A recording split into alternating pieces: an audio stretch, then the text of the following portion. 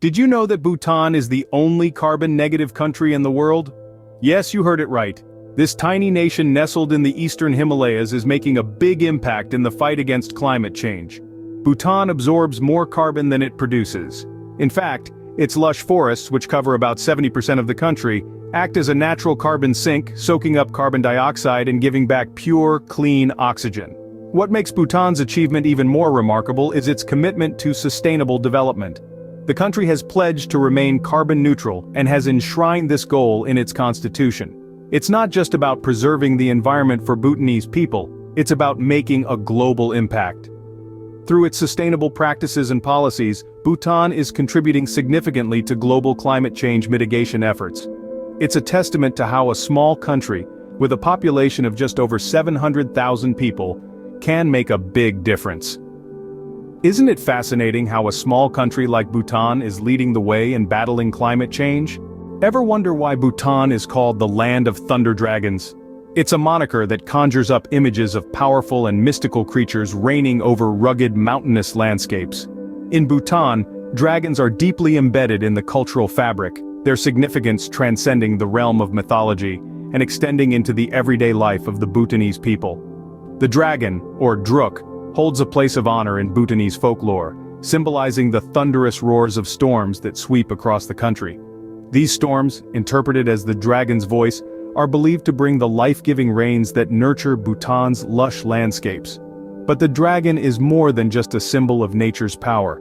It's also a symbol of the Bhutanese state, its image gracing the national flag and the king's throne. In fact, Bhutan's leaders are referred to as Druk Gyalpo, which translates to Thunder Dragon Kings, further cementing the dragon's place in Bhutanese culture and identity. It seems that in Bhutan, dragons are not just creatures of myth, but an integral part of their cultural identity.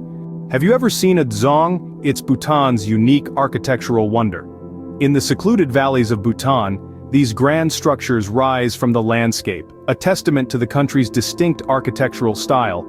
Bhutanese architecture is a harmonious blend of form and function, drawing inspiration from the country's natural surroundings. The dzongs, with their high, inward-sloping walls and elaborate woodwork, are the epitome of this architectural style. They are not merely structures of stone and wood. They embody the Bhutanese culture, their deep-rooted spirituality, and their respect for the environment. But what, you may ask, is a dzong? In essence, a dzong is a fortress monastery. These imposing structures serve dual purposes. They are both administrative centers and monastic residences. This dual functionality reflects the intertwining of religion and governance in Bhutanese society. A visit to any dzong offers a glimpse into the country's spiritual and administrative life, with monks in their red robes engaged in prayer and government officials conducting their daily duties. The architecture of the dzongs is rich with symbolism. The high walls represent the protective nature of the Dharma, the Buddhist teachings, while the inward slope of the walls symbolizes the journey inward to the self. The intricate woodwork, often painted in vivid colors, depicts various Buddhist motifs and narratives, serving as a visual guide to the teachings of the Buddha. These architectural wonders are built without the use of nails or written plans. Instead, they are constructed using age-old techniques passed down through generations. The Bhutanese believe that every dzong is imbued with a spiritual essence, a testament to their belief in the interconnectedness of all things. So in Bhutan, architecture is not merely about erecting structures. It's about creating spaces that reflect their cultural values, their spiritual beliefs, and their respect for nature. It's an embodiment of their way of life. In Bhutan, architecture isn't just about buildings, it's a reflection of their spiritual and administrative life.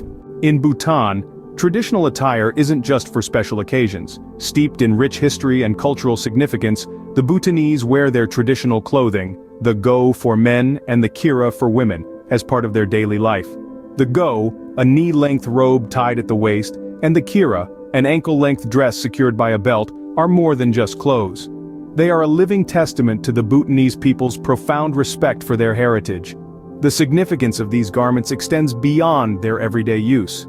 They represent the country's cultural continuity, a tangible link to the past that the Bhutanese proudly wear as a badge of honor. Each pattern, each fold, each intricate detail tells a story of a time-honored tradition that has been carefully preserved and passed down through generations. In Bhutan, their clothes are not just outfits. they're a symbol of their rich cultural heritage. Did you know that Bhutan's national sport is archery? Yes, the small Himalayan kingdom of Bhutan has a unique relationship with the ancient art of archery. But in Bhutan, archery isn't just a sport. It's a vibrant social event, a festival of sorts where competitors not only showcase their skills but also celebrate their community spirit. Across the length and breadth of the country, archery competitions are held regularly. These are not just simple sporting events but grand occasions filled with merriment. Music, dance, and good-natured banter are integral parts of these archery contests. The air resonates with the cheers of spectators and the twang of bowstrings is accompanied by the rhythmic beats of traditional Bhutanese music. The competitors, dressed in their traditional attire, engage in friendly rivalries, their arrows whizzing through the air to hit targets placed at astonishing distances. The precision and focus required in the sport are a testament to the Bhutanese people's dedication and love for their national sport. So, in Bhutan, an archery competition is not just a display of athletic prowess, but also a vibrant celebration of local culture, tradition, and community spirit. In Bhutan, archery isn't just a sport, it's a celebration of community spirit. Ever heard of Dzongkha? It's the national language of Bhutan. Dzongkha, a fascinating and complex language, is the mother tongue of the Ningalap people, who are the ethnic group that politically dominates Bhutan. The term Dzongkha translates to the language of the fort, referring to the dzongs or fortresses that dot the Bhutanese landscape. These mighty structures are not just physical representations of Bhutan's history, but they also serve as linguistic markers, signifying the regions where Dzongkha is predominantly spoken. The Dzongkha script is a unique and beautiful aspect of this language. It is derived from the Tibetan script, yet it has evolved to become distinctly Bhutanese, reflecting the country's rich cultural identity. This script is not just a means of writing. It's an art form, as intricate and expressive as the Bhutanese architecture or traditional dress. It's a way for the Bhutanese to express their thoughts, history, and culture all in a series of elegant, flowing lines. But the linguistic landscape of Bhutan is not limited to Dzongkha. The country is a tapestry of diverse languages and dialects. There's Sharchap, the language of eastern Bhutan, and Lhotshamka, spoken by the southern Bhutanese of Nepalese origin. Then, there are the various indigenous dialects, spoken by the tribal communities in the remote mountainous regions. These languages are not just different modes of communication, but they also represent the cultural diversity of Bhutan, each with its unique traditions and folklore. Bhutan is a country that appreciates and preserves its linguistic heritage.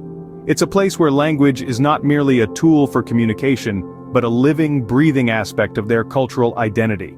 And despite the modern influences, the Bhutanese have managed to keep their linguistic traditions alive, passing them down from one generation to the next, ensuring their cultural heritage continues to thrive in the heart of the Himalayas. In Bhutan, language isn't just about communication, it's a testament to their cultural diversity. What a journey through the land of thunder dragons! Let's take a moment to look back at the intriguing facts we've uncovered about Bhutan. We started our journey by discussing how Bhutan, a small yet mighty nation, holds the unique distinction of being the only carbon-negative country in the world. It's a testament to their commitment to environmental conservation, where they not only reduce their carbon footprint, but absorb more carbon than they produce. From there, we ventured into the realm of mythology and folklore, exploring why Bhutan is known as the land of thunder dragons. The dragon, a powerful symbol in Bhutanese culture, is a reflection of the country's deep-rooted beliefs and traditions. It's a moniker that resonates with the country's tumultuous weather and its vibrant mythical tales.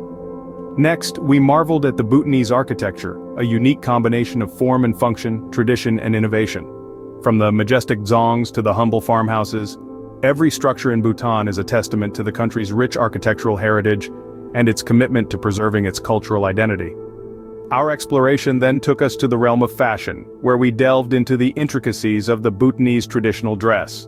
We learned about the go for men and the kira for women, enduring symbols of Bhutanese culture that have stood the test of time, reflecting the country's respect for tradition and social cohesion. We then aimed our sights at the national sport of Bhutan, archery. More than just a game, archery in Bhutan is a social event, a display of skill, and a celebration of their cultural heritage. It's a sport that binds the community and fosters a spirit of friendly competition. Finally, we discovered the linguistic diversity of Bhutan. With over 19 languages spoken across the country, Bhutan is a melting pot of languages, each with its own unique charm and significance. In Bhutan, every aspect of life is infused with its rich heritage, making it a truly unique country in the world.